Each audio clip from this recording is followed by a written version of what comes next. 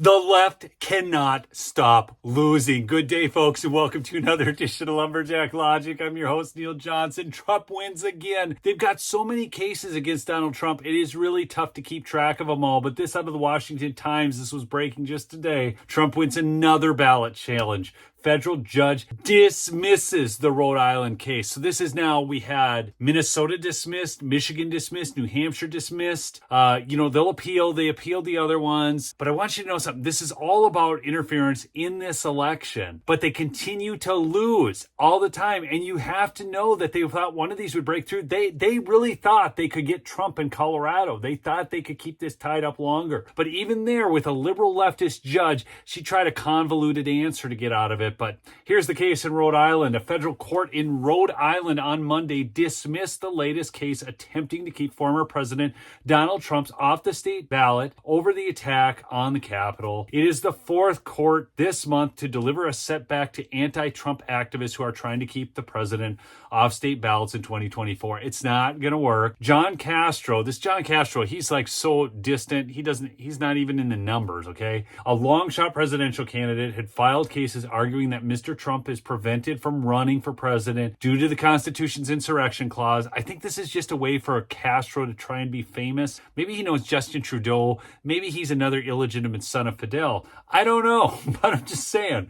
But on Monday, Chief Judge John J. McConnell Jr., an Obama appointee, this is a similar theme, not even Obama appointees are willing to go this far, dismissed Mr. Castro's case in Rhode Island. The Supreme Court previously refused to hear a challenge from Mr. Castro out of Florida. This from Stephen Chung, Trump campaign spokesperson. The American people have the unassailable right to vote for the candidate of their choosing at the ballot box. Something the Democrats and their allies driving these cases clearly disagree with. See, that's the secret to all this too, is these people who are, these Republicans who are bringing these cases, they're not real Republicans, people. They're not.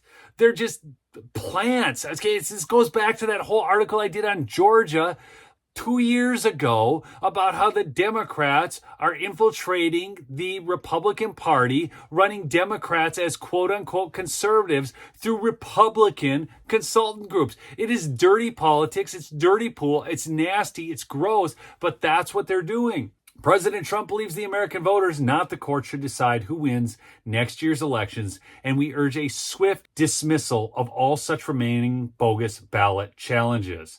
In the latest victory for Mr. Trump, liberal advocacy groups have appealed lower court rulings in Colorado and Michigan that would keep Trump on the primary ballot next year, asserting that the Constitution's clause on insurrection, blah, blah. And just to keep you up to date on what's going on, so Citizens for Responsibility and Ethics in Washington, those are the people that brought the Colorado case.